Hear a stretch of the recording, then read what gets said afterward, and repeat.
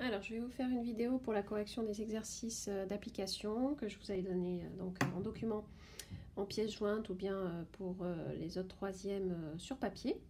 Donc, on commence par l'exercice numéro 1. Le but, c'est de calculer l'arrondi au degré près de l'angle AIM. Donc, l'angle AIM se trouve ici, dans la figure. Donc, c'est ceci qu'on cherche. Alors, qu'est-ce qu'on a comme information? Eh bien, on a un triangle AMI qui est rectangle en M, et on a le côté MI qui mesure 25 mm, qui représente pour l'angle AIM le côté adjacent à l'angle. Et on n'a rien d'autre.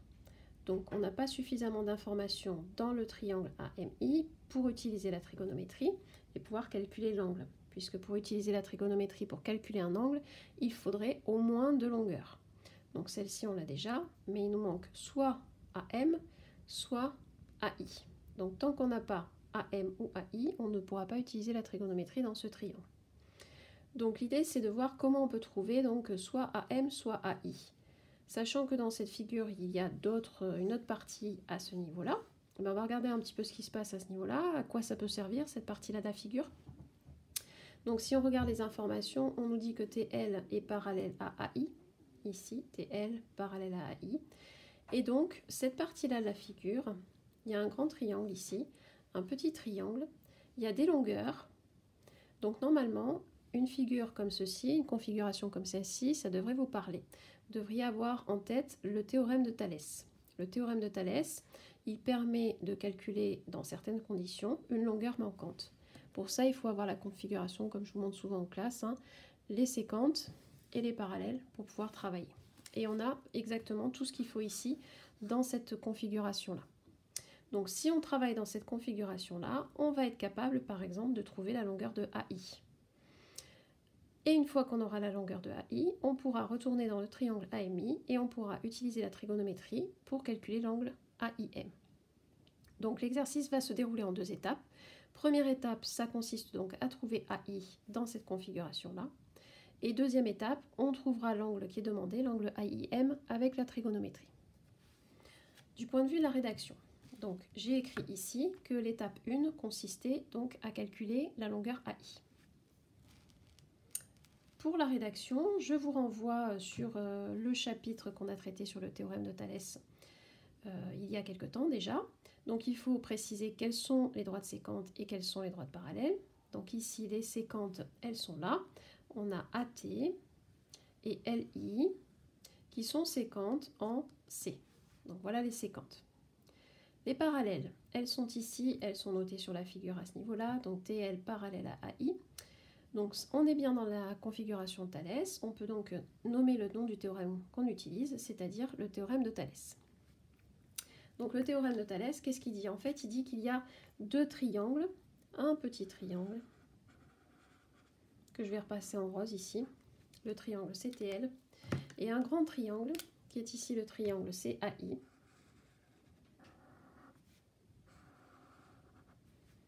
qui ont des côtés correspondants proportionnels. Autrement dit, le petit triangle ici, c'est une réduction du grand triangle orange, ou à l'inverse, le triangle orange, c'est un agrandissement du triangle rose. Ça se traduit donc par des égalités de rapports.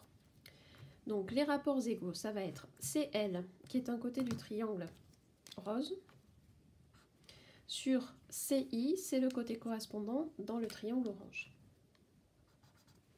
Ensuite, on poursuit avec CT, qui est un des côtés du triangle rose, il est ici, divisé par CA. CA, c'est bien le côté correspondant dans le triangle orange. Et pour finir, le côté TL, qui est bien dans le triangle rose, divisé par AI, qui est le côté correspondant dans le triangle orange. Donc je vous ai souvent conseillé d'utiliser les couleurs pour bien identifier les triangles et pour se rendre compte qu'ici, quand on écrit les rapports égaux, il faut absolument qu'il y ait les longueurs d'un même triangle sur une ligne et les longueurs de l'autre triangle sur la ligne en dessous. Donc il n'y a pas eu de mélange ici rose-orange, donc a priori les rapports ici sont bien égaux. Étape suivante, on remplace par les valeurs, du moins celles qu'on connaît. Alors CL, on reprend sur la figure, on a cette information, on remplace donc par sa valeur qui est 50. CI, c'est ici, on a l'information, on remplace donc par sa valeur 80. CT, on n'a pas. Donc on ne remplace pas, on laisse les lettres. CA, on n'a pas non plus, on ne remplace pas. Ensuite, TL, on a la longueur de TL, on met la valeur ici 20. Et AI, ben on n'a pas, mais justement c'est ce qu'on cherche. Donc à partir de là, on a 3 longueurs et on cherche cette quatrième ici. Ça veut dire que le rapport qui est au milieu ici, dont on n'a aucune information, ne sert à rien. On va donc pouvoir travailler avec ces deux rapports-là et utiliser ensuite le produit en croix. 50 sur 80, c'est égal à 20 sur AI. Le produit en croix, c'est en multipliant le 20 par 80, en divisant par 50, que l'on va pouvoir trouver la longueur AI. C'est bien ce qui est écrit ici, 20 fois 80 divisé par 50. Et ensuite, on calcule avec la calculatrice par exemple, et on trouve 32. Alors 32 d'ailleurs, j'ai mis environ égal, mais non, c'est pas environ égal. Alors c'était 160 divisé par 50. 1600 divisé par 50. Donc ça fait 32. C'est pas à peu près égal à 32, c'est exactement égal à 32 mm. Donc cette information-là supplémentaire, on va pouvoir la rajouter sur la figure. AI égale 32 mm. Et maintenant qu'on a la longueur de AI, comme j'ai dit tout à l'heure, la deuxième étape, ça va consister à travailler dans le triangle AMI, qui est rectangle en M, dans lequel on a une longueur et une autre ici. Donc tout ce qu'il faut avec la trigonométrie pour pouvoir trouver l'angle AIM. Étape 2 donc, calculer l'angle AIM.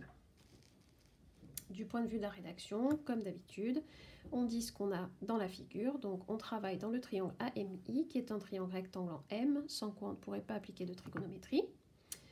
AI, 32 mm, ça vient de la question précédente.